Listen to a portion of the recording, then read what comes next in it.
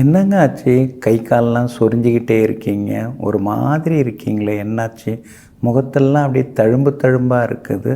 ஏதாவது பிரச்சனையா? அலர்ஜியா? இல்லைங்க, ஒரு 2 நாளா என்னன்னு தெரியல. கை கால்லாம் ஒரே நமைச்சலா இருக்குது. அதனால தாங்க அப்படியே சொரிஞ்சுட்டே இருக்கேன் அப்படின்னு ஒருத்தர் சொன்னார். இந்த தோல் நோய்கள்லாம் இருக்கு இல்லைங்களா? அந்த தோல் நோய்கள்லேருந்து விடுபடுவதற்கு திருவேற்காட்டில் அற்புதமாக ஸ்ரீ வேதபுரீஸ்வரர் ஆலயத்தில் இருக்கக்கூடிய தீர்த்தத்தில் நீராடினாலே இந்த தோல் நோய்கள் எல்லாமே விலக ஆரம்பிக்குதுங்க. அப்படிப்பட்ட சக்தி வாய்ந்த கோவிலாக சென்னை அருகிலுள்ள திருவேற்காட்டில் இருக்கக்கூடிய ஸ்ரீ வேதபுரீஸ்வரர் திருக்கோவில் அமைஞ்சிருக்குங்க. இந்த கோவில் ரொம்ப ரொம்ப பழமையான கோவிலாக இருக்குதுங்க. இங்கே ஸ்ரீ பாலாம்பிகை அம்பாளாக இங்கே அற்புதமாக ஆட்சி செய்து கொண்டிருக்கிறாங்க. அதே மாதிரி வெள்ளருக்கு மரம் இருக்கு இல்லைங்களா, அதுவும் வேல மரமும் இங்கே ஸ்தல விருட்சமாக இருக்குதுங்க. இங்கே இருக்கக்கூடிய சிவபெருமான் சுயம்புவாக காட்சி கொடுக்குறாருங்க. சுயம்பு சிவலிங்கத்திற்கு பின்னால் சிவபெருமானும் பார்வதியும் திருமண கோலத்திலே காட்சி கொடுக்குறாங்க.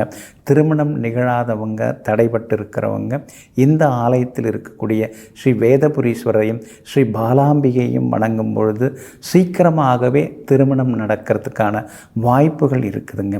அதே மாதிரி இந்த கோவில் பழமையான கோவிலாக இருக்கிறதுனால நிறைய மகான்கள், யோகிகள், தவசிகள்லாம் இங்கே தவம் இருந்து தங்களுடைய சாபங்களெல்லாம் நீங்க பெற்று இந்த கோவிலில் நிறைய வரங்களையும் பெற்றுட்டு போயிருக்காங்கங்க. முக்கியமாக பார்த்திங்கன்னா, அதாவது எல்லாம் வல்ல ஸ்ரீ விநாயக பெருமான் தன்னுடைய கையில் இருந்த வலம்புரி சங்கை சில நேரங்களில் இழந்தார். அந்த வலம்புரி சங்கை இங்கே இருக்கக்கூடிய சிவபெருமானை வேண்டி பெற்றது இங்கே தான். வலம்புரி சங்கை மீண்டும் பெற்ற இடம் இந்த திருக்கோவிலாகும். அதே மாதிரி திருமால் தன்னுடைய கைகளில் சுதர்சன சக்கரத்தை பெற்றதற்கு இந்த கோவில் தான் காரணம். இங்கே இருக்கக்கூடிய ஈசனை வணங்கி திருமால் சுதர்சன சக்கரத்தை பெற்றாருங்க. ஆதிசேஷன் இந்த கோவிலில் தவம் இருந்து புனிதத்தன்மை அடைந்தார். அதனால் இந்த பகுதியில் பாம்பு தீண்டாது, யாருக்கும் விஷமும் ஏறாது. அதனால தான் இந்த பகுதியை விடம் தீண்டா பகுதி அப்படின்னு கல்வெட்டுகளில் சொல்லப்பட்டிருக்கு. இந்த பகுதியில் யாருக்குமே பாம்பால் எந்த தொந்தரவும் இன்னை வரைக்கும் வந்தது கிடையாதுங்க. அதே மாதிரி முருகப்பெருமான் பிரம்மனை அடைத்து வைத்த தோஷத்திற்காக சில பாவங்கள் ஏற்பட்டது. அவர் இங்கே தீர்த்தத்தை உருவாக்கி நீராடி இங்கே தவம் இருந்து அந்த பிழையிலிருந்து விடுபட்ட சக்தி வாய்ந்த ஸ்தலமாக இந்த கோவில் இருக்குதுங்க. இன்னொரு பக்கம் பார்த்தீங்கன்னா, பராசரர், அத்திரி முனிவர், பிருகு முனிவர், பஞ்சபாண்டவர், சிபி சக்கரவர்த்தி, அதுக்கடுத்தது நவக்கோள்கள், இவங்கெல்லாம் வழிபட்டு வரங்களை பெற்ற திருக்கோவிலாக இந்த திருக்கோவில் இருக்குதுங்க. எல்லாத்த விட 63 நாயன்மார்களில் மூர்க்க நாயனார் மூர்க்கத்தனமாக செல்வத்தை பெற்று சிவனடியார்களுக்கு சாப்பாடு போட்டுட்டு அப்புறம்தான் உணவு உண்பார். அது காலையாக இருந்தாலும் மதியமாக இருந்தாலும் சாயந்தரம் வரைக்கும் யாரும் சிவனடியார் சாப்பிடலனாலும் சாயந்தரம் வரைக்குமே சாப்பிடாமல் இருந்து அப்படிப்பட்ட ஒரு நற்குணம் கொண்ட மூர்க்க நாயனார் அவதரித்த திருத்தலம் இந்த திருவேற்காடு வேதபுரீஸ்வரர் திருத்தலமாகும். இங்கே பார்த்தீங்கன்னா, கார்த்திகை மாதத்தில் மூலம் நட்சத்திரத்தில் மூர்க்க நாயனார் அவதரித்தார். அந்த நாளிலிருந்து இங்கே திருவிழாவும் சிறப்பாக நடைபெறுகிறதுங்க.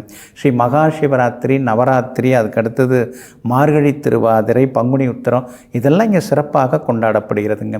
ஒரு முறை நினைத்தாலே, நினைத்த பொழுதே, நினைத்தாலோ தங்கினாலோ உடனடியாக முக்தி தரும் தலமாக இந்த தலம் இருக்கிறதுங்க.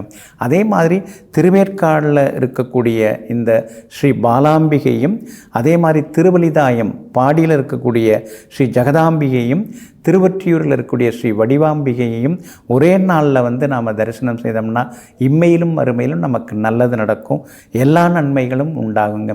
இப்படி ஏகப்பட்ட விசேஷங்கள் கொண்ட இந்த அருள்மிகு ஸ்ரீ வேதபுரீஸ்வரரையும் பாலாம்பிகையும் சென்னைக்கு அருகிலுள்ள திருவேற்காடு சென்று வணங்குவோம், எல்லா நன்மைகளையும் பெறுவோம்.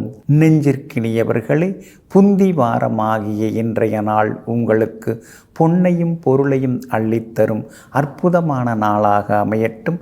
மீண்டும் நாளை காலை சந்திப்போம். நன்றியுடன் உங்கள் ஜோதிட முனைவர் KP வித்யாதரன். வணக்கம்.